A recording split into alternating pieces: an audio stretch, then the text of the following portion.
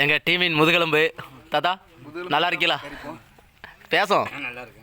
குரல் எதுக்கு இப்படி இருக்குங்கிறது வந்து எனக்கு மட்டும் தான் தெரியும்.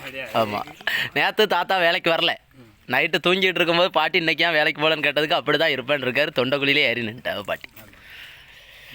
ரொம்ப கவலையில் இருக்கே. அரவிந்த், நீ சொல்லி இது உண்மையாக பொய்யா? நேற்று வேலைக்கு வரல தாத்தா, பாட்டி பழமாக விழுந்துருக்குமா?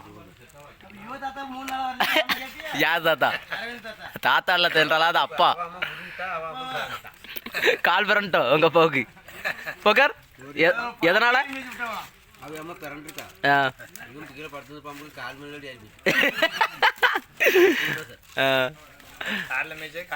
கால் ஒலிக்கிக்கிட்டு தொண்டையிலன்னு தொண்டை போயிட்டு அப்போ வீட்டில் பூரா ஃபைட்டு தான் நடக்காது தாத்தா.